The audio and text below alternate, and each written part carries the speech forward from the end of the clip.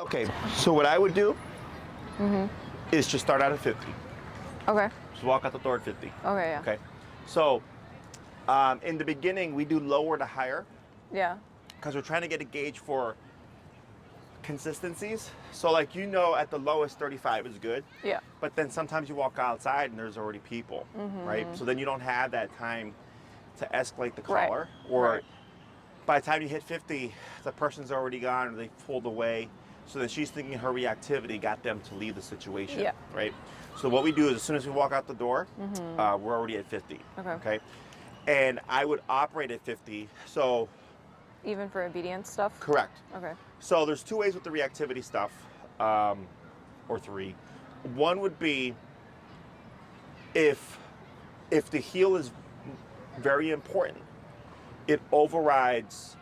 So telling her to heel, making her stressed about, well, I don't want to pass up mom because I know the collar is going to go off, because she's wanting to avoid the consequence. Right. So she's more stressed about avoiding the consequence than she is about dogs. Okay, so that's how we would approach it indirectly. As Yeah. we see, what does heel resolve? But if she'll heel at 35, but I'm still getting reactivity, then the number isn't concerning enough Right. yet, right? Yeah, that so makes then we're sense. stuck with going up higher for when she is reactive and then coming down lower. So then you create this kind of up and down. So then for her, she's like, well, are we at 35 or are we at 50? Right. If 50 really is the number, right? Okay. That's suppressing the reactivity. Yeah. Up, tip. So then Thank you. what I would do is hop out the gate at 50. Yeah. So then, like, let's say she passes, you pivot, turn, you tap, and she's like, whoa, we're at 50 already? Yeah. Now there's no buffer. Okay. Because some dogs will take 35 until 50, and then they'll behave. But they'll learn, I have 5 minutes Yeah. to do what I want before mom will hit that number. Right. Okay? So if we start out the gate right at that consequence, and she gets tapped for, like, forgetting to sit or whatever it is, Yeah. then we may see a shift in behavior. Okay? So let's say you start working at 50 out the gate, I wouldn't go lower, Okay. even if she yips or yelps. Okay? Okay. Until we resolve the issue. Yeah. Because with like, let's say you tap her at 50 and she yelps, it doesn't always mean physical discomfort. Right. It can be surprise because she's Yeah. thinking, well, we usually start at 35 Right. and then 50, or it could be frustration because she doesn't want to stop. Okay. Now, if every time you tap her at 50, you're getting yelping, then I'm going, okay, that's most likely physical discomfort. Right. But then I look at her behavior, Right. and if you're like, hey, her behavior is gotten so much better at 50, I go, okay, well, let's try going down to 45. And let's say we go down to 45, she stops vocalizing, Right. but maybe we get more reactivity, Right. right? So I go, okay, well, we try to go to 45 to be nice, but she's still, now she's going, great, well, now I'll be reactive again, because Right. 45 isn't that impactful. Right. Then we go back, and we could try 48, just to see if maybe we can still get it. Right. So the exception to the vocalization is, my general rule of thumb is if the dog is yelping, you're too high. If the dog's not listening, you're too low. Okay. Right. But sometimes, and it's mostly with reactivity behavioral stuff, is the dog is yelping, but we're not getting as much reactivity, which ultimately means we're remoting less because the dog's wanting to avoid it, right? But we get the vocalization. I go, well, it sucks for now, but as soon as we break her down, Right. then we're not tapping anymore, so Right. now we're not getting Right. vocalizations. Does that Yeah. make sense? Yeah. So like I didn't walk away from a spanking smiling, like Yeah. I cried. Right. So it's supposed to mean something, but that's my general rule of thumb is if they're yelping, it's too high. If they're not listening, too low. Exception being behaviorally, okay? If we still see the reactivity happening at 50, 55, 60, 65, Right. I just keep going up. So eventually we hit that number where she's like, okay, you know what? Not worth it, period. Right. Okay? So Would that number then become my new 50? technically speaking, Okay. so like, let's say this week you start at 50. Yeah. Okay? And you notice her reactivity goes down a third. That's better. Yeah. But you're like, and it's easier to stop her, but you're like, but she's still being reactive, right? Right. 55. Okay. And then you try that for a few walks. Okay. And then you go, that's even better, but I'm still getting reactivity. Right. 60. Okay. So you're just going up and you're just gauging it. Yeah. So 60 for both her obedience stuff, because then she's getting corrected at a higher level when she's not escalated. Right. Because once she's already in this state, even though it's a higher correction, because she's like adrenalized, Yeah. she doesn't take or feel the full power of the correction, as opposed to when she's in a passive state like this, Right. and you're doing healing, and she forgets to sit, and you hit her at 60, she's like, whoa, Right. right? And she sits down because Right. you're doing harsher consequence for a smaller infraction. Right. Yeah. So now she's wanting to screw up less. Yeah. Does that make sense? Yeah. Questions on that? No. So you're at 35? 45. 45. Tap. Tap. Go ahead and go to 50. And we'll adjust today as needed, but going forward throughout the week, because we always want to see, we always want to do our research, so to speak, to figure out what's going to work during the week when you have her, and she's not upset by my presence. Tap, tap, tap, tap, tap, tap, tap, tap, tap, tap, tap, tap, tap, tap, tap, tap. Go ahead and bump it. Tap, tap, tap, tap, tap, tap, tap, tap. Now relax. There you go. What's your number now? It's still 50. 50? Yeah. Go ahead and toss me your remote. When you pull up, I just want you to pull up enough where you feel like you're controlling her, Okay. but I don't want you to feel like you're working out, okay? Because if you're going like this, So pause on the ground or off the ground? not off, you don't have to go off the ground. Okay. Just enough where it's going to suppress her, because if you pull up, dogs can't pull like this. Yeah. They can't forge, right? Yeah. It goes against their body mechanics. So you're going up just enough to contain her, and then I'll do the rest. And then relax.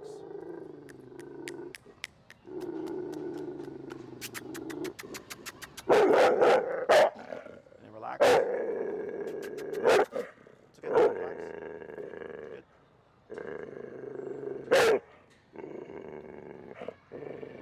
Relax. Good. Wait a second. So you see how she's backing off now? So I did 3 taps at 119, Okay. and then once I saw her back off, I went to 53. Okay. And those last 3 to 4 taps were at 53. Okay. Okay. So you see how quick I did that? Yeah. So if you feel like you're doing more work to manage her, we're not using enough remote. Okay. So, and by enough remote, you're tapping clearly, but I also mean power-wise, because this allows you to override her physically that the prong can't do. Yeah. And mentally, when she's so engaged like that, we need something where she's like, whoa. So when I was at 119, because I just tapped and I cranked it, and when I saw her go like this, whoa, and kind of step back and turn her head towards her leg, I looked, and that's how I was like, okay. Did 2 more taps to back her off, then went to 53, and now you saw her doing this, right? So we always want disengagement. Right. Right. So when you're working with her, you're developing this eye. Yeah. And this confidence in like this tool that we have. The muzzle gives you so much gray area, because we're not worried about redirect. Right. We're not worried about trying to get it done like this in case something happens and we get worst case scenario. You got a dog coming behind you, just so you know. Okay. Worst case scenario. That muzzle allows us to experiment very quickly, because this is now going 3 weeks. Tap, tap, tap, tap, tap. 3 weeks, right? Today. Right. Is technically speaking, we can escalate very quickly, because behaviorally, it's just consequence for what we don't want. Right. Okay. So like if I came to your side and she's like, yo, you're too close to my mom, she may decide, I'm gonna bite you. Right. Right? There wouldn't be any real like, well, hey, would you please, sir, Right. back away? Right. If she feels she needs to go to that degree, she would. So I think of it the same way. If I come in, I'm like, all right, I gotta go to 119 for you.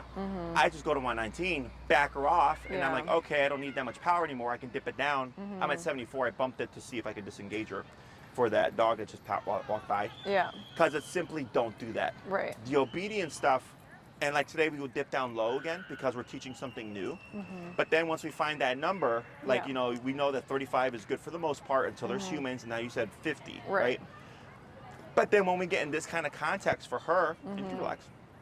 For her, this is more difficult.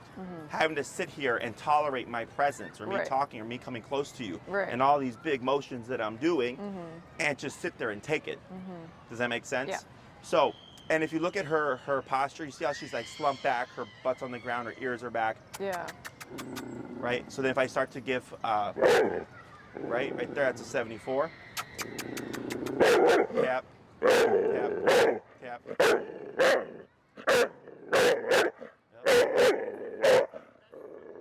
Right, but you see how she's now turning in more towards you, Yeah. right?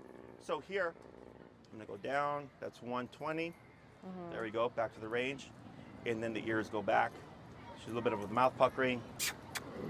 That's why I have to put her under more pressure at the facility, because I need to make contact with her, because until I make contact with her, she's thinking this is a bluff. Yeah. Like I'm not doing any, like, once I come in contact with her and I touch her and I'm like, look, you can give me your best. You can try to bite, you can do whatever you want, and we're gonna put consequence. But right now, technically speaking, for her, biting is still an option. Yeah. Coming into close quarters and using that tool is still an option, because I'm not able to close the gap. Yeah. Does that make sense? Yeah. So that's why when other clients work with trainers, they're like, oh, my dog's aggressive. And I'm like, well, your dog's reactive. Yeah. We have to actually fully test it, make contact with the dog. If the dog does nothing, the dog is bluffing. That's not an aggressive dog. Okay. Or I come in and the dog does bite. And I go, okay, well, your dog means it. Right. And then there's varying degrees. Is the dog at a 1 to 2 on a scale of 1 to 10, or is the dog at a 10 when it comes to its aggression? Okay. So this is just to kind of open you up in terms of possibilities. Yeah.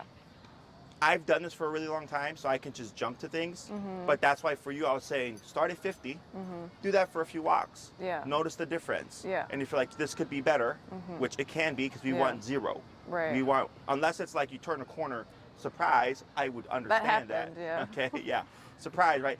I understand that. Yeah. But everything else, passing by people passing, stuff like that, which last week I think we had like 2 moments of reactivity, which was good.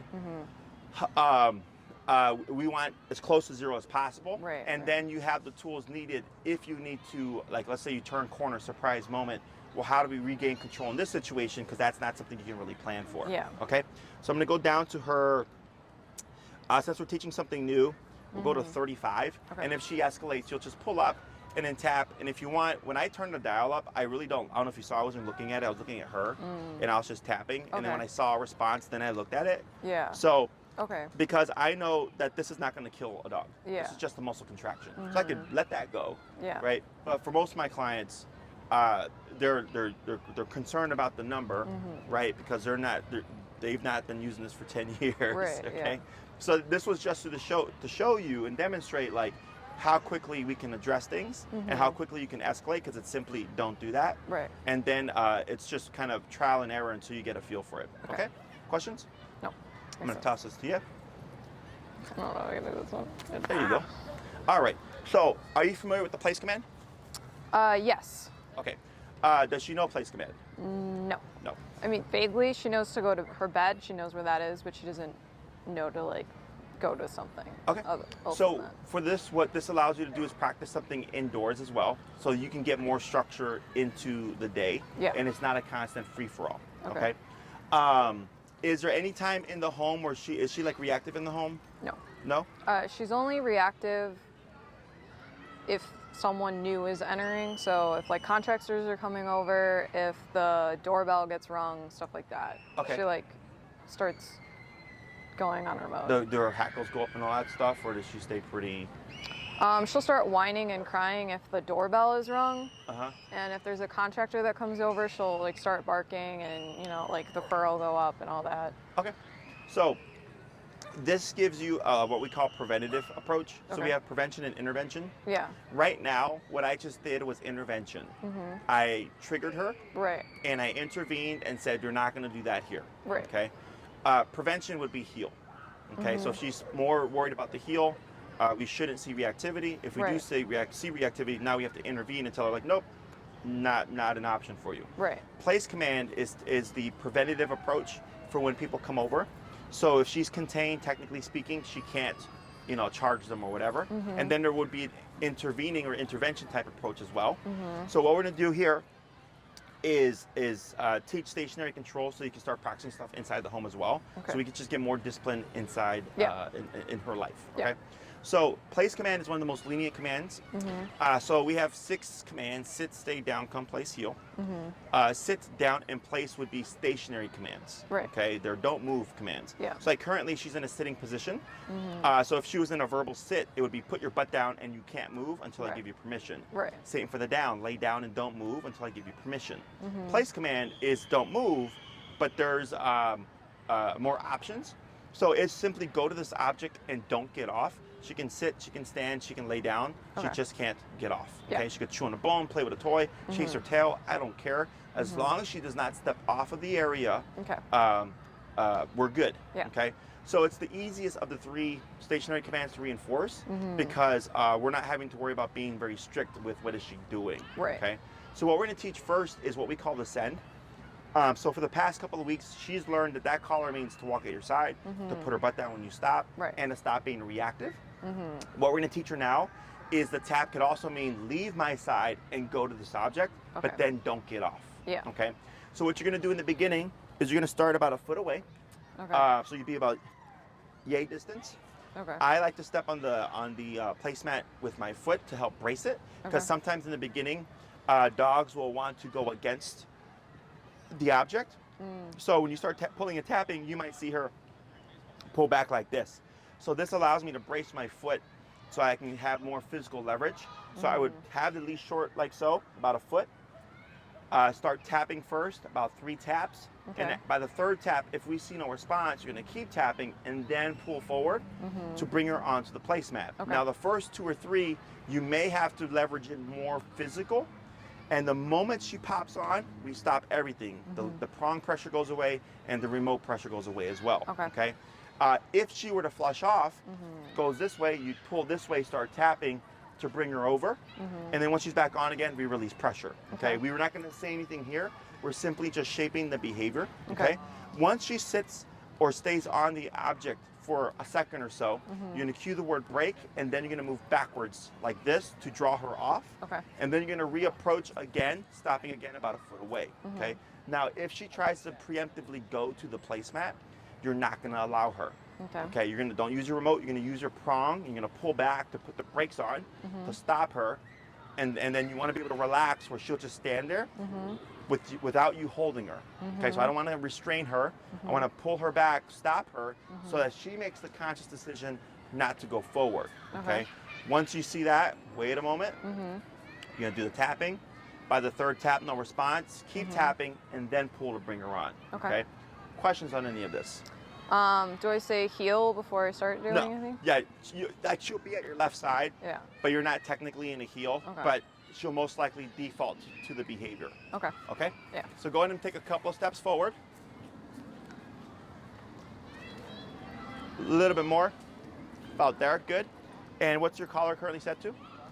35. 35? Yeah. Okay, and you're going to tap, tap, Or should I? tap. Now tap and pull. Tap, pull, tap, pull, pull, pull, tap, pull, pull, pull, tap, pull, pull, pull, pull, pull, pull, pull, pull, tap, tap, pull, pull, pull, almost, pull, pull, pull, pull, pull, and praise. Good girl. Yes. Good job. Break and move backwards. Break. Good. We're gonna try that 4 more times.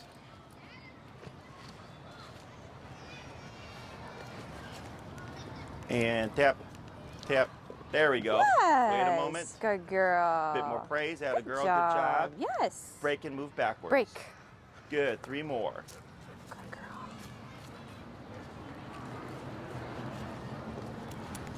girl. Oops. Good. Good girl. Yes. Good. 2 more. Break. Good job. Good job. Good. Girl. Yes. Yes. Break. Break. Good And girl. 1 more. Let's go back. Very good. We're going to pause right Girl. there. Yes. So like I said, the first one was the hardest. Yeah. The second one only took like a couple of taps and she popped forward. Yeah. So her natural instinct when she feels pressure is to move away from it. And what we're teaching her is when you move into it and you go with it, pressure actually turns off. Yeah. Okay. So we're wanting her to kind of get exposed to different applications of the pressure. So as she starts to learn, there are multiple ways to turn it off. We got a kid walking up. Hold up. There we go. Little distraction. So what we're gonna do now is you're gonna cue break and move backwards. You're gonna do the same exercise, except you're going to approach from different directions, okay? So you'll say break, move back, walk around, maybe come from this side, stop about a foot away. Again, not allowing her to preemptively go. You would restrain her, wait a second. And I'm gonna have you, remember, tapping first. You're kicking in with the pull first. Okay. So tapping first, no response by the third tap, then keep tapping and then pull. Okay.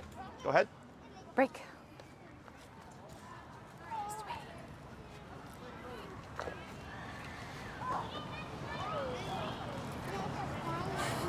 Tap and pull. There we go. Add a Good girl. girl. Bit of praise. Yes. Good girl. Break. Break. Good. 4 more.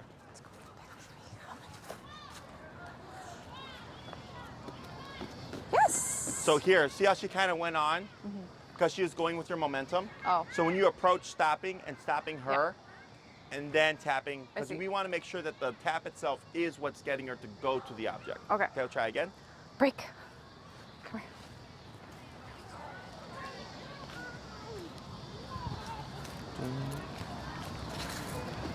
Yes. Good girl. Okay, break.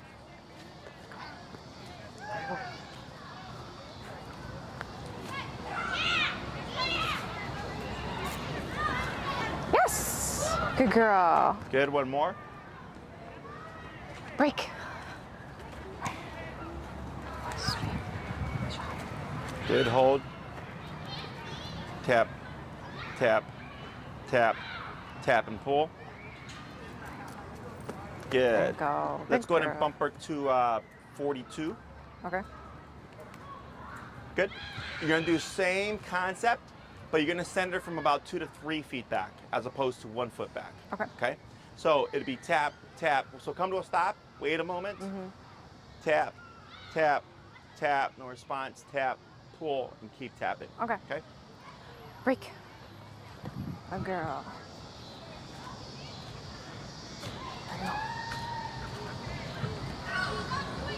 A little bit closer. About there. Good. There you go. Good girl. Good. Break. There we go. Good. Come to a stop. A little bit closer. About there. Hold. So you see how she's kind of going with your momentum? So when you take those couple steps closer, keep her with you, Yeah. pause, and then tap. She's gonna want to sit, right? She may sit by default, okay? But she's technically not in a heel, Okay. okay? Break. Okay. Break.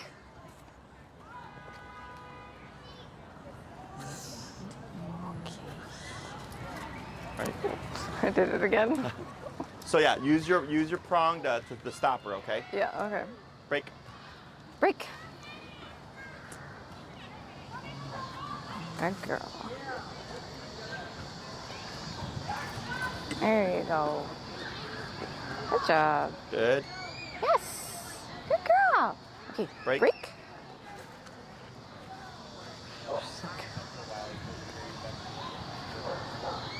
Tap, tap, tap. There we go. Tap a little bit of a pull. There we go. Good. Wait a Good second. girl. Good. Good Let's try job. 3 more like that. Okay. Break.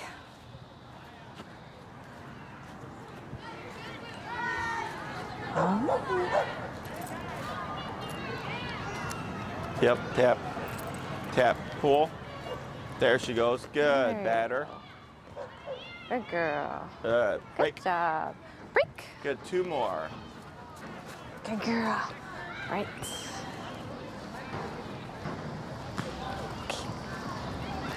Good. Good girl. Good job. Break.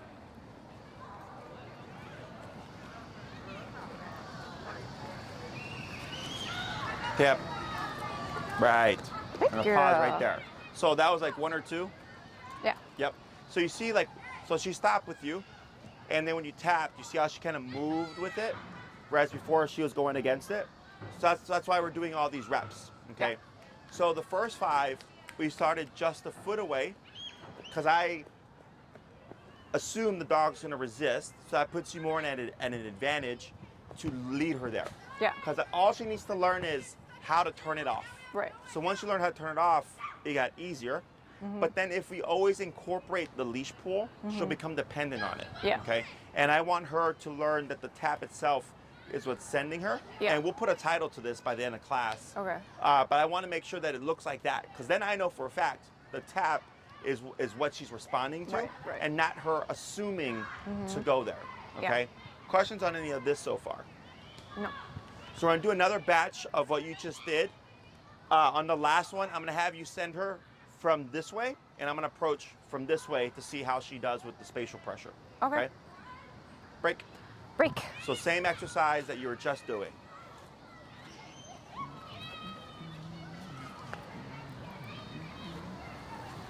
Right, tap, tap. There we go. Good.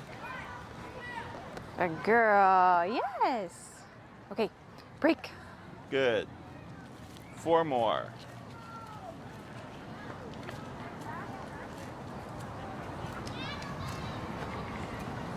Right, good. Good girl. Yes.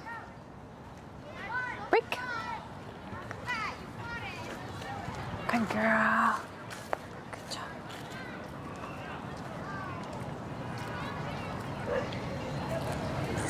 Yep. Tap and light pull. There you go. Good. There you go. Good Good. girl. Yes. 3 more. Break. Very good.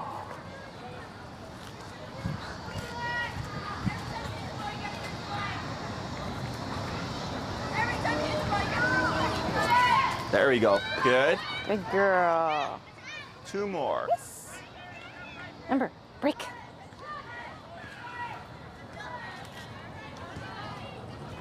There you go.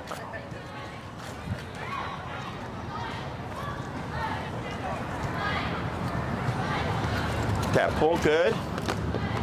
And this last one, you're going to send her from this direction. Okay. Ember, break.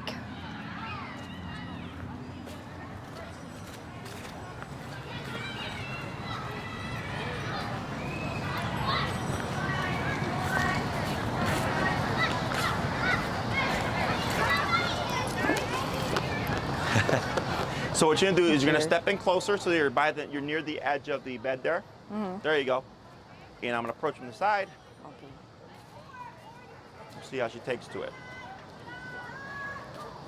All right, so there's already closed. She's probably gonna react right now. What's your number currently at? I just bumped it to 61. Okay. Was there a tap there? No. Nope. So what we're teaching her is that when she feels that tap, it now means to go towards the placemat. This is called what we call the send. So we have 2 aspects to the place command. We have the send, and then we have the stay. Okay. Send meaning go to this object. Right. Stay meaning don't get off. Right. Okay. So there's 2 components, and you'd be working on both technically at the same time. Yeah. So what we're trying to achieve here is that when she feels the tap, she goes to the placemat as easily as possible. I don't want it to be like the first one. Okay. So this exercise you would repeat 2 times a day, 3 to 5 minutes apiece. Okay. The intention of this exercise is so she feels the collar, she goes straight there. Ideally without needing any leash pressure to guide her. Right. Okay. The stay part of it, you can practice when you're doing nothing. You know, watch TV, read a book, work from home, eat. Anytime that you're going to be stationary for a bit, you can practice the stay component. Okay. Yeah. So they're 2 separate exercises, but they can be worked on at the same time. Okay. Okay. So, let's say you're gonna watch a 2-hour movie, and you're sitting on the couch. You bring her dog bed. You move it over next to the couch. You place her. She's got the leash. She got the collar. She got everything, and then you just watch TV. 30 minutes later, she gets bored. She tries to get off. We wouldn't say anything. You would just start tapping on the collar. Okay. Ideally, she should yourself correct and go back to the object. Otherwise, you still have your leash, so you tap and give subtle guidance back to the object, and then back to watching TV again. Okay. 20 minutes later, she tries to get off. You tap her, she goes back on, back to watching TV. Okay. That's why we start close. I don't want to have her 20 feet away because then if she gets off, you have to walk 20 feet over there Right. and then 20 feet back, Right. right? So it's too difficult. So in the beginning, I always tell all my clients, start when she's with the dog right next to you, when you're just sitting still. Yeah. When it comes to doing the stay part, you don't have to build in increments. Okay. Like you don't have to do 5 to 10 to 15 minutes to 20 minutes. You could literally go home right now and do 2 hours. Okay. She would just make mistakes. Yeah. But that's how she learns. Right. So in order for her to learn not to get off of the object, she has to attempt to get off, be corrected, Right. and correct to learn, okay, when I'm sent to place, it means to stay put and not get off. Right. Okay. Questions on any of that so far? So the first times that I'm doing this, it would be when, You tap. Yep. And then relax. All right. So if you start to see her eyeballing me, Yeah. you could just tap to get ahead of it, okay. and she lets it go. Go ahead. So I have a couple questions. Number one, should I be using the same object as her placed object? Like, right now we're training on this thing, so theoretically it would be this thing every time we try place. Yes and no. Okay. So you can. So place is super versatile. Yeah. One, not only in the leniency of what the dog has to do, but you can have multiple places. Okay. So like you could have like a dog bed in the living room, a dog bed in the bedroom, Yeah. and then like a dog bed in the dining room if you wanted. Or you could have one bed that you move from room to room. Yeah.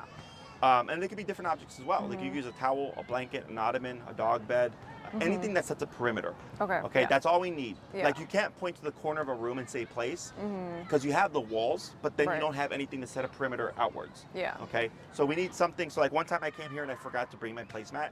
I just took off my jacket and I put it on the ground. We taught place on my jacket. Okay. Okay. Yeah. So as long as it's something that distinguishes what she's on Yeah. versus the surface, we're good.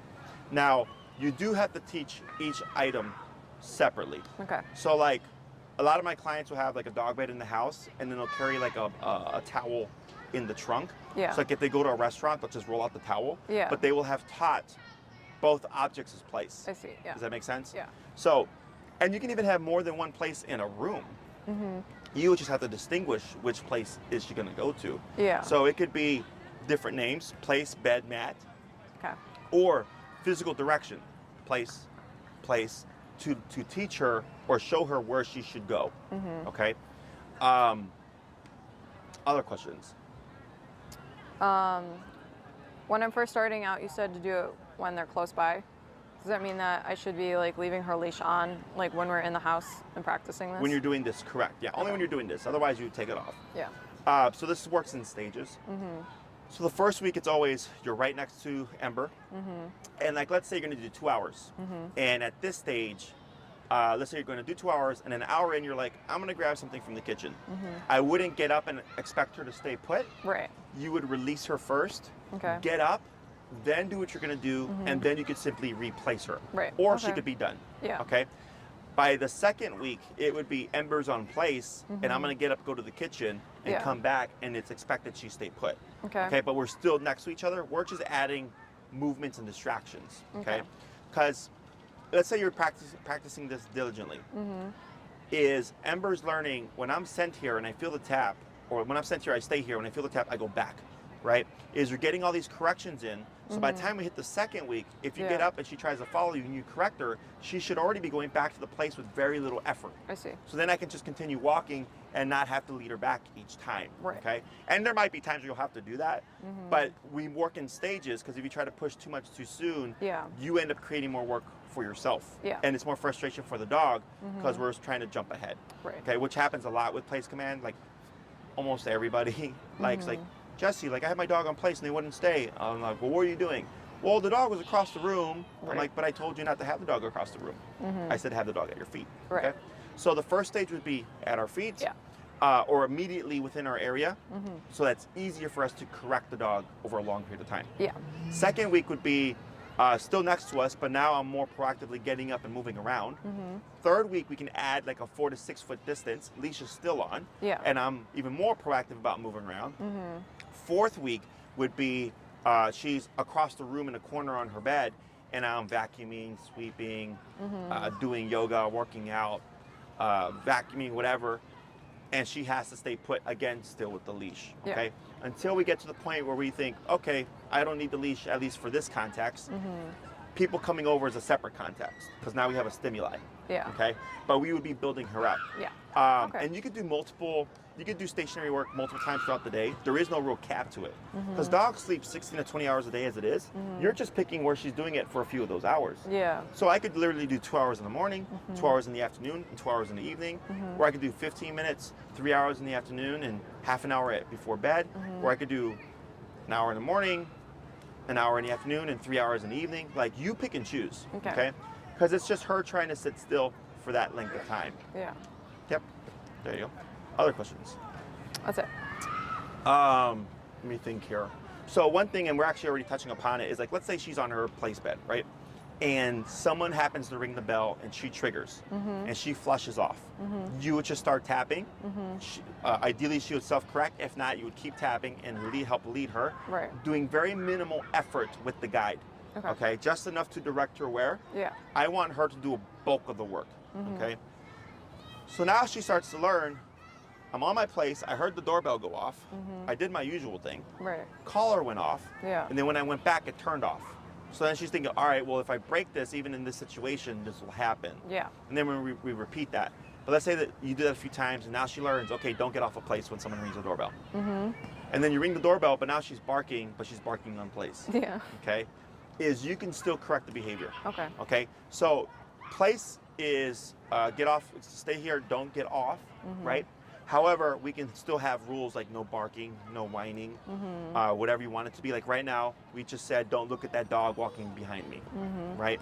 So she's still doing place, but you're being more specific or strict about it, Yeah. okay? In the beginning, especially when you're not holding the leash, you may see the tap push her off of place. So if she's been there for 30 minutes and she gets tapped, she might think the tap was for being on place. So the dog gets confused. Yeah. They jump off. You would kick in with pressure, we don't say anything. She goes back and then she's like, hey, that's weird. I got tapped when I was doing what I was supposed to. Then when I got off, I got tapped some more and ended up going back to turn it off again, right? So she's like, that's weird. And we repeat that. And eventually, typically by the third or fifth time, the dog will start to relate, oh, that tap isn't for being on place. Yeah. That tap is for barking Yeah. while on place, or Right. for like staring at that dog Okay. while on place, Yeah. okay? But in the beginning, you're gonna see that confusion where it's gonna push her off of the behavior, and then we have to keep the pressure on to bring her back, okay? So I always tell everybody, decide what your rules are gonna be. Obviously, we don't want barking or anything like that, but whining is also a big one, Yeah. because the brain wants to do something where she's like, hey, I'm bored, I've been here for a while. And it's like, nope, you can't even do that either, okay? So when she goes to place, you should start seeing her default more so into a resting state, which is laying down, but it's Yeah. not required, Okay. okay? So, and you can tell a lot of times like a dog's comfort level. Like right now, she's been sitting, right? And every time she's gone there, she always sits. She's not laid down yet. So that tells me she's not fully comfortable. And it could be me, it could be the environment, it could be because she's learning something new through pressure. So as you repeat this, you might find for the first few days, Ember will sit there for 2 hours and she won't lay down, okay? Because she's just that uncomfortable. Yeah. And eventually one day, she's sitting there and then she lays down. And you go, oh, wow, now she's getting comfortable. But then she'll start laying down more frequently, more early on in the exercise. Until eventually the brain learns place is a place of resting state, okay? Does that make sense? Yeah. So when we do place, what I don't want to do is say sit or Okay. down or stay. Okay. Stay would be implied, okay? So like right now, if Ember tried to jump off and you started tapping her and she hopped back on again, that's how she would learn to stay, Gotcha. okay? So growing up, if my mom said, Jesse, go to your room and stay in your room until I give you permission, I would understand all of that, right? Right. And then she could say, if you come out of your room without permission, I'm going to ground you for a month. And I could know that and want to avoid it and not try to leave my room, right? Ember doesn't do that. She needs to try to get off, Right. have the correction happen, and go back to it to think, okay, well, once I'm here, trying to get off is not to my benefit, unless mom says break. Right. Okay. Otherwise, pressure kicks in, and it doesn't turn off until I'm back on the object again. Right. Okay. So now, so once she's attempted it, she's like, okay, well, this is no longer an option. So my only option is to relax or chill. Okay. So in the beginning, when you're doing your sending exercise and the stay exercise, the sending is the more in-depth one, which is going to be place, break, place, break. And the reason why we keep it short is because it's redundant. We're sending her and then releasing her, and then you'll see her try to run there because she wants to avoid pressure, but then we don't allow her to, and then we put pressure anyways to send her there. Is that's why dogs get frustrated. Yeah. Because they're like, hey, I'm trying to go there to avoid the pressure, and then you don't let me, and then you put pressure on me anyways. So that's why we keep those things short. Anytime we're doing anything repeatedly like that, we keep it shorter. Okay. Typically by the 3rd to 5th day, you should start seeing, if not earlier than that, where you'll say place and Ember will just go. Okay, so if you say place and she shoots to the bed prior to the tap, we would lay off the tap. Okay. So now she's learning she can avoid pressure. Yeah. So I like to think of the command as a warning in itself, whereas most people tend to do command, warning, warning, then correction. So for me, it's like, go to your bed or I'll tap you. Right. Or sit when I stop or I'll tap you. Get your butt over here or I'll tap you, right? It's kind of like, here's the command. If you don't do it, pressure's going to kick in, okay? So once you start to see where you can say place and she'll just go, and you don't need to use any pressure or she'll beat the pressure. We don't need to practice the sending exercise anymore. Okay. Now you just do application, okay?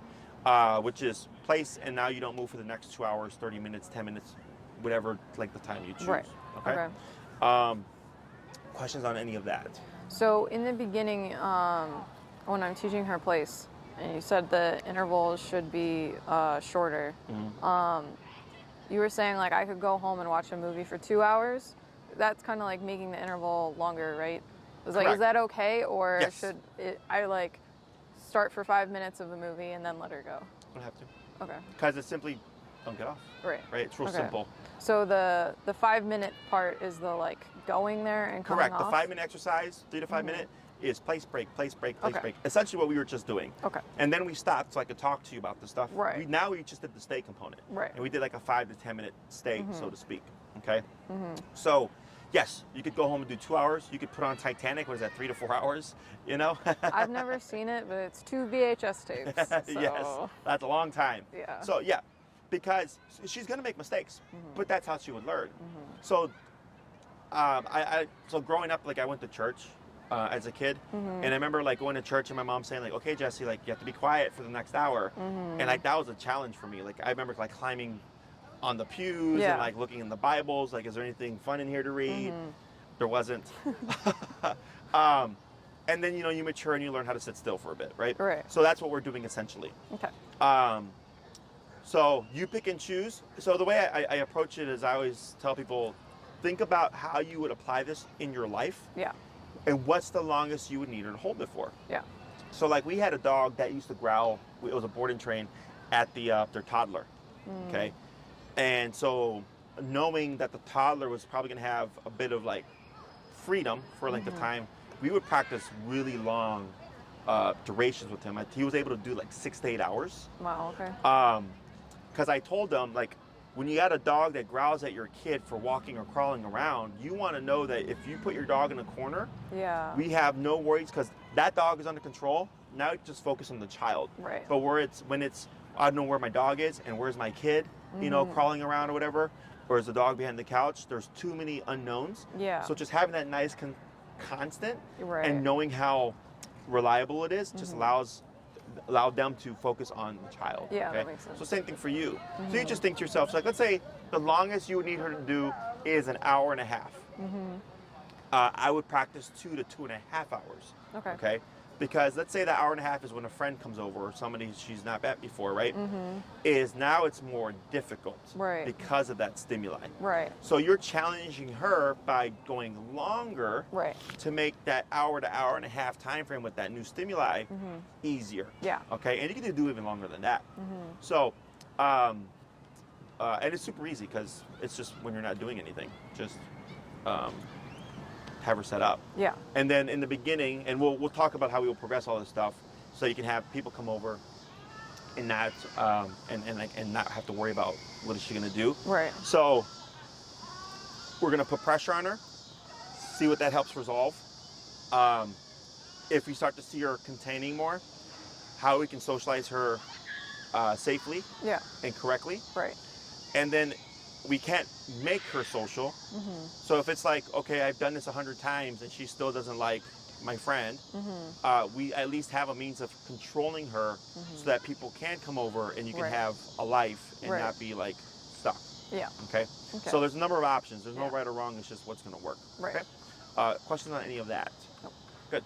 So what I'm liking right now, just from this session, is that we went up there a few times, and now, whereas earlier the numbers was escalating her, now I think you're at 60 something, 70 something, 61. 61.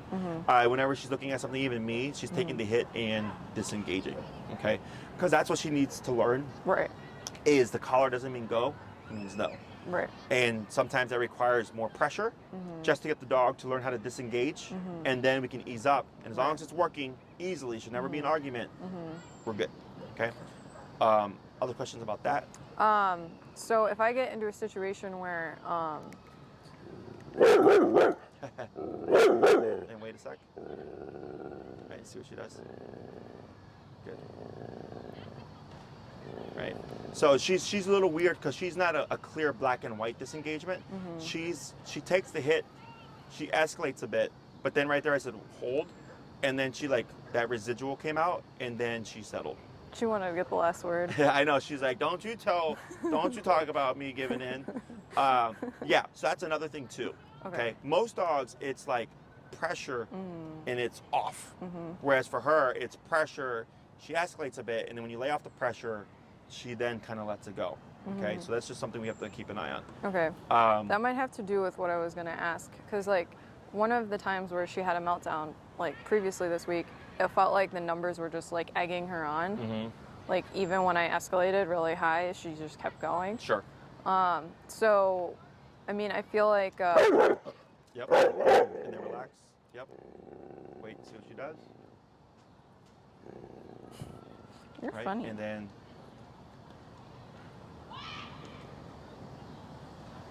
just like half and half. Yeah. There we go. Go for it. I feel like if I'm in that scenario too much, she'll just learn that, like, the numbers don't matter. I'm just going to keep going. Sure. Like, it doesn't matter how high it gets. Sure. So, like, how do I, like, avoid that?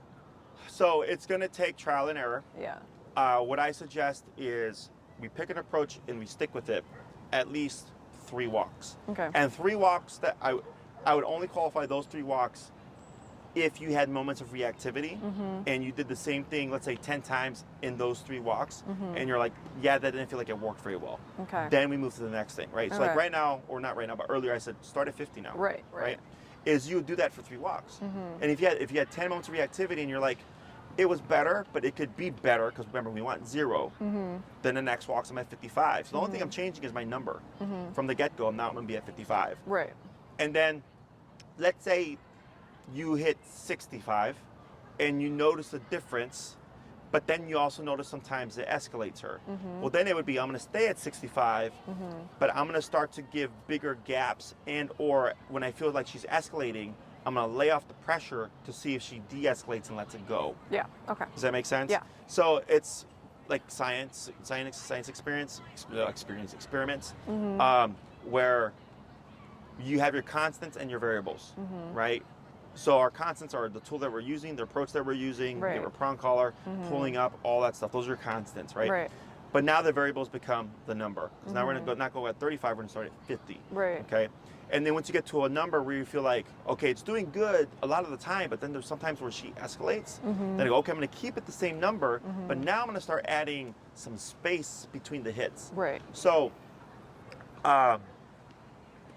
when we give the tap space tap, it allows the brain time to process. If we're running the number on her, Yeah. and it's like tap, tap, tap, tap, tap, and she's just like, being remoted very quickly, there's not enough space for the brain to think. Yeah. Okay? And not to say that tap, tap, tap, tap, tap is wrong. There's some times where it's right. But this is all stuff that I learned in the moment, but I would already know to do. Yeah. Whereas for you, you're learning this tool and this approach and trying to figure out what is going to work in your particular case. Right. Does that make sense? Yeah. So, and you can also go by the moments. Like, let's say you start to realize, like, hey, when it's a surprise, if I just jack it up and give her one hit at 127, she'll give me a little bit of blah, blah, blah, blah, but then she just immediately slows, like just dials down, and then you'd go back down to your normal number, and then other times your number would be 60 for like stuff like this for the most part, and it stops her. Then then you start to see patterns, because every situation is going to be a little bit different. Yeah. And once you learn these kind of specifics of like, if it's another reactive dog, if it's me, if it's turning a corner, where you just know where to go. Because that's how we work at my facility. Like if we have a reactive dog and we know that dog's number is 80 for reactivity but 40 for obedience, as soon as we see a dog, we're already at 80. Right. We already know the situation. Yeah. Does that make sense? Right. Yeah.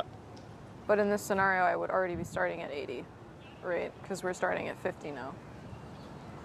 Right, like you're talking about, yeah, exactly. If that was, if that's what we knew was working for that particular dog, correct. We'd already be preset there. Okay. Other questions? Yeah. So earlier you said that it takes like 3 walks to know if an approach is working, and we only count those walks if you have enough. she has a reaction. So far, the majority of my walks, I don't think she has a reaction. Okay. But I could pressure her if I go on, like I was saying, like lunch walks. Yeah. So should I be trying to like gear her into the more high pressure situations? Yes. Okay. And then go into it knowing it's gonna suck. Yeah. Okay. Yeah. I set the expectations low. Yeah. Because if you just go out there and like this is gonna be a shitty walk, you can't get any more bummed out about it. You know what I'm saying? Yeah. And then if it's good, you're just like, hey, like it actually wasn't as shitty as I thought it was gonna be. Yeah. You know, and it sounds like people are always like, Jesse, come on. I'm like, no, it's true though, because if you set your expectations up here, and then it's a shitty walk after shitty walk after shitty walk, all of a sudden your confidence and your motivation goes down. I think it's kind of the opposite for me. Like I get a lot of anxiety about walking her, so like it already sucks for me. Sure. But yes, you would have to start going out the comfort zone. Yeah. That's why we moved here. Yeah. Right? Because we and I mean, like over there, you had some traffic, but here, like we had that kid with the soccer ball coming up a couple times. Yeah. People with their off leash walking by. Yeah. Right. So I did 2 over there to kind of ease you into it, which was still fairly busy, and now we're here. Right. And then I'm giving you a heads up, like I'm gonna come in, we expect a reaction, things like that, so that you can get. In order to get to your successes, you're gonna have a lot of failures. Yeah. Okay. And technically speaking, you can escalate this more quickly. Okay, like in terms of like you saw me earlier, 120 immediately, and then down to 60. Right. But you have to develop that skill. So that requires you to go out at lunchtime, which there's only one lunchtime a day. So unless there's other times of the day that are just as busy that you're available to go walk her, then I would say alter your times a bit. Okay. So instead of doing like 8 a.m., 3 p.m. and like 11 p.m., you know, I'm going out prime time each time everybody goes out. And I'm like, it's going to be a shitty week. Yep. And you come back and you're like, hey, Jesse, the first 5 days were like super shitty, but I realized her number is 95. Okay. You know, because I already have thoughts in my head about what her number is probably going to be. But I need more information. Absolutely. Okay. And then next class as well, where we can actually pressure her and I can come into her personal space and put her under that spatial pressure. I'm like, hey, here I am. I'm in your personal space. What are you going to decide to do about it? Right. Because I don't need her to take it from everybody. But once she learns how to take just being touched by someone she doesn't want to be touched by, it makes my presence even easier. So I'm not touching her. Yeah. Does that make sense? Yeah, but like, what if she gets used to you, but she doesn't get used to everybody else? In terms of like outside stuff? Yeah, so like, when she was a puppy, she would like meet someone and bark at them, but if I gave them a hug, she'd be like, oh, okay, I'm fine. Sure. So, like, she's okay with those people, but she's not okay with anybody else. Sure. So, I guess my question is... The people like, you hug or the people she met as a puppy? both. Okay. But, I mean, I haven't done that since because of COVID, and now she's kind of a mess. She does a lot more than just, I'm going to bark at you once. So, I haven't tried that post her being a puppy, really. Sure. Yeah, COVID flipped a lot of things on its head. So once I put her under pressure, and then we go over the socialization exercise. With high reward comes high risk, Yeah. right? But she's already muzzle conditioned, so we're not worried about like people like getting bit. Like it Right. removes a big liability there. Is you'd have to put her under those contexts to see Right. will she open up, right? Yeah. But that's why we have prevention and intervention. So let's say we can't get her to like people outside of the ones she already likes, right? But she'll tolerate and coexist with them. Like right Yeah. now we're coexisting. Right. She don't like me. Yeah. But right now she's able to give her back to me ever since you've been sticking to all those corrections, which means something. Yeah. Okay. So if it's like, okay, like she doesn't like my friends, but she also won't bully them or bark at them or lunge at them if I just Right. keep her here, Yeah. you Then it's still fine. have a, Yeah. exactly. Okay. Okay. And the other thing about this is having to put yourself in those situations, because that's another stressor for a lot of people, right? And I tell everybody, think about what's realistic to you, and we push for that because it doesn't make sense. Like I had a couple similar kind of case. They weren't social. They're like, we have people over like once a month, if that. Yeah. And I'm like, well, then do you really care about? Because they're like, well, we'll have to have people over 2 to 3 times a week. And I'm like, well, is that your norm? They said no. They're like, we have people over once a month, maybe. I'm like, then it doesn't make sense to do this abnormal kind of routine Yeah. to get your dog to a place that ultimately is not going to matter because you only have people over once a month. You know. But I have clients that were social people, and then they get a dog like this, and they're like, Jesse, you want to go back to having family and friends over? And I go, okay, well, it makes more sense for you, obviously, because that was your life prior to your dog. Okay? Right. So, other questions? Kind of like going off of that, I've been in, like, I've gone to a couple of places where they were like, you could bring your dog. Obviously, I didn't bring her. Does it, kind of like what you were saying, like, it depends on where she gets, but like if she were to become more social, would it make sense for me to bring her to places and like keep her in her place, or should I just like avoid that situation altogether? That comes down on to you. Okay. Okay. Yeah. So I give you tools, and I give you information, and I give you education, right? Right. And then you do with it what you will. Okay. So if the answer is you would like to take her places in the future, right? Then yes, and you would start that now because you have me, Yeah. right? And you'll always have me even post training. You're always welcome to ask me any questions. You always have my technical support. However, you have my time in depthly, right? So, but by doing so, you're putting yourself in situations. Right. Okay. Like I said, like if I go, I'm gonna take her to Starbucks with me. I'm gonna go there and I'm like, it'd probably be a shitty time at Starbucks Right. today. Yeah. You know, and I might do a slower time at Starbucks and then build to a busier time. And then there's utilizing your space. So like, let's say I walk into a patio and I go, okay, if I put myself here, 20 people are gonna pass. I don't want to deal with that. But if I put myself over there, all I have to deal with is the waiter. Right. You know, and where you position her to you, okay? And expecting each time the waiter comes back the first couple times, she might be reactive. Yeah. Right? And then eventually she's not reactive. Like it takes that process of putting her through it. That's like a later thing though, right? No, you could technically do it now. That's why I said that's on you. Okay. Because earlier you said walking with her is already unpleasant. Yeah. Like I already get anxiety, right? So then you have to think to yourself like, well, do I want to put myself under more stress? Because that's what's going to happen. Right. You know? So if it's, I want to tackle this and just get it done, then the answer would be do it, but expect it's going to be rough for a bit. Right. Okay? And then maybe you do it for a few weeks and you're like, she does great at the patio, except when the waiter comes. Like that's really difficult for her. It would make sense for a nervous dog. Yeah. Okay? Then it comes down to, well, if she keeps doing that, well, is it really worth bringing her? Right. Because then you can enjoy your time or yourself, you know, eating outside or whatever. But Right. then also she's not like enjoying herself. I'm trying to get a balance, Yeah. you know, of Yeah. where you're getting what you're needing and wanting, but then there's also like her needs and wants as well. Yeah. You know, so like I had a client who has a Shiba Inu, and he used to be social, then got attacked by a dog, Oh. and then since then was not social in the sense that he would no longer go up to dogs and engage with them. So before she could go to a dog park and he'd run around and like play with everybody, hey, you know. And then after the attack happened, he would mind his business, But if a dog came to say hi or approach or instigate play, he would become defensive. And I told her, I'm like, it doesn't look to me like your dog enjoys the dog park anymore Right. because of what happened. Right. But she kept taking him because she thought he needed it. And I'm like, no, I'm like, he's telling you, like, look, I'll coexist. I'm gonna go over here in this corner while everybody's over here. But as soon as one dog comes over here, I don't want it to happen. Right. Does that make sense? Yeah. So then I was like, your dog's not a bad dog. I'm like, he doesn't like He doesn't want to do it. exactly because of what happened. Yeah. So same thing for her. Like, she could be great there, but then it's like, oh crap, every time the waiter comes by, she triggers. So then it comes down to if you really want to keep pushing, and you could push as much as you want. Remember, there's going to be some kind of plateau, Yeah. right?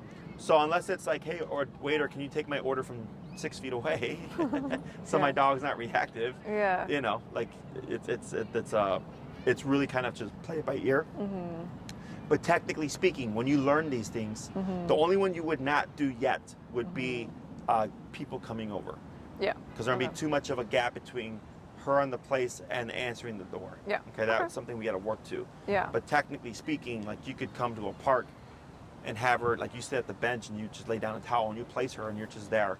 But then your attention's going to be more so on her. Right. So it's like, I'm going to go to the park and read a book while she's at my feet on place. Probably not going to work Right. because you have to compensate for the environment. Right. Does that make sense? Yeah. Yeah. So, you can push as much as you want because it's simply don't be reactive. Okay. Okay? That's the simple part. Just like, hey, I don't care what you do. Just don't blow up. Yeah. Right? So that's why you're able to push more now because you have a tool that allows you to suppress and stop behavior. Whereas if we're doing food only or some kind of redirective tool, it's not really viable because if she's too stressed out Right. or whatever she's doing is more rewarding, that's not meant to stop a behavior. Right. It's meant to redirect the behavior. Right. Okay? So that's the difference of why food you'd have to do a lot of steps. Whereas this, technically speaking, once we have the tools and we have the comfort with, if I'm going to go to 120, I'm going to go to 120, like it's going to happen, you could technically push immediately. Okay? Okay. Other questions? No. So what we're going to do now is we're going to add in the word of place. Okay. Very simple. Everything's going to stay the same, except now when you send her, so you're going to walk around, come to a stop. Don't allow her. Okay? Stop her. Wait a second. Place. And then within a half a second, if there's no response, you're going to start tapping.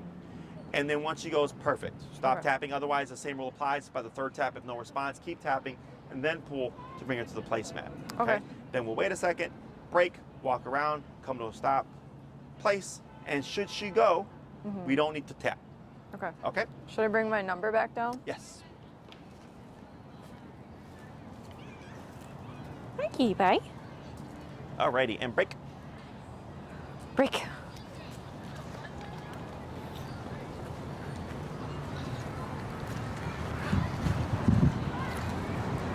Place.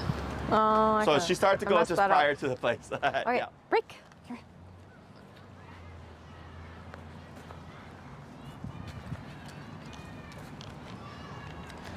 Place. Tap, tap, tap, tap, and pull. There you go. Good girl. Yes. Break.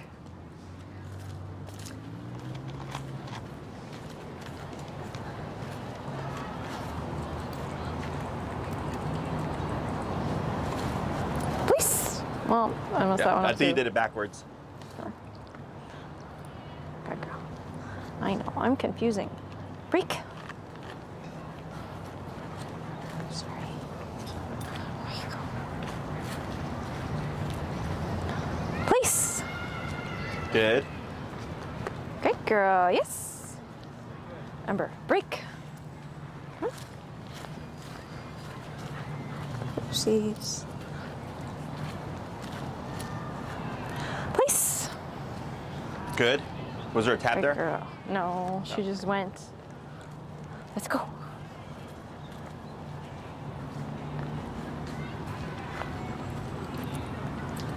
Place.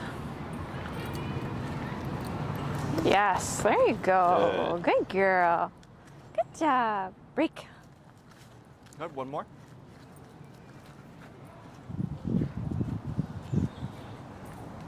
Place. Good. We're gonna pause right there. Good girl. Okay, I'm gonna come in. Questions? Nope. Yeah, so you can already see the wag, right? So wag, of course, I'm sure you know, doesn't always mean happy. I do now. Yeah, wag means something's on the brain. Okay, I call it agitation, but not agitation in an aggressive way. Just something's working the brain, whether it be excitement, nervousness, fear, anxiety, tension. You know, there's just something on the brain. So watching that tail, but she held. Right, so I came up, she saw me, she's keeping the open mouth. That tail started wagging pretty quick too, and I stopped, and it just kind of slowly resolved itself. Right. Okay. Questions on any of this? No. So your homework for this week would be start at 50. Yeah. Do that kind of 3-walk rule, keeping tabs on the reactive moments that you have, going by how you feel about it. If you feel like it was too difficult to get her to de-escalate, or feels pretty straightforward. Also, adding in more space. So the main thing to look for when you tap is backwards motion. So reactivity is typically forward, right? Where they're lunging, they're pulling all that stuff, or they're kind of pushing in a bit. And then when you tap, just like her, it doesn't even have to be movement back. Even her just turning her head towards your leg, like she did earlier, is disengagement. Yeah. So she's going from this to this. Right. Okay, but she's just trying to keep eyes on me, but at the same time, she's trying to disengage. Okay, she's just too nervous to do so.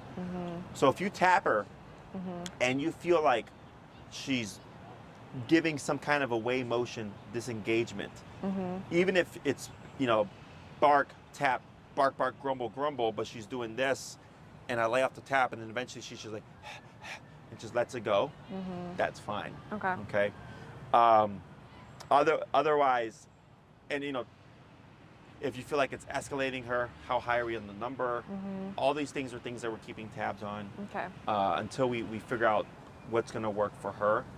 In my head, I'm like already thinking this might be a 127 for everything type of dog. Oh, okay. That's why I was like earlier, I was like, I have an idea of what we're going to be with this, but I still need more information. Okay. Because then it's like, well, crap, if I don't sit right away when mom stops, it's 127. Like, holy shit. Now it makes it even, she's even more aware of it, that if we have to apply it for the reactivity stuff, it should be simpler, but we'll see. Okay. Okay. Plus the next class of like actually like physically coming into her space. Yeah. So your homework would be starting at 50, doing the 3-walk thing, you know, breaking out the comfort zone. It's going to be shitty for a bit, but we only have good weather for so long, by the way. Yeah. So that's like trying to take advantage now. Yeah. When it comes to stationary work, the sending exercise, place, break, 3 to 5 minutes, 1 to 2 times a day.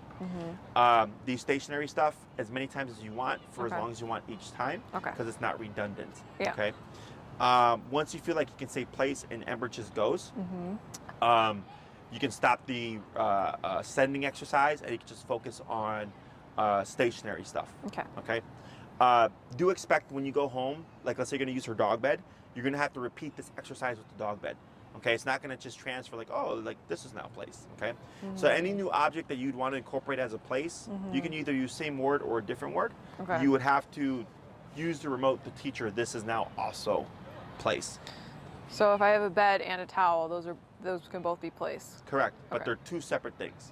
So like if you go to a friend's house and they say have a seat, and you see a couch, a chair, and a stool, you have 3 options. Right. If you teach her place on one thing, like her dog bed, and you say place and it's a towel, her bed, and a rug, she's not going to think, I have 3 options. She's going to think, I know that I go to my bed. Okay, so then you'd have to teach her that the towel is also an option. So like instead of saying place, I would say towel. You could. You could also just say place. Okay. Because her assumption would be like, let's say in the home you use the dog bed and you say place, she would assume the dog bed. But then like you go to a restaurant and you plop a towel down, she would assume the towel is place. Yeah. Okay, because her dog bed is not around. All right. Does that make sense? Yeah. Other questions? No. Good. If anything pops up, let me know. Okay. Otherwise, I think we are set for next class Friday in facility. Perfect. Okay. And you can take off your mic and you can just place it on the placemat there. Ember, break.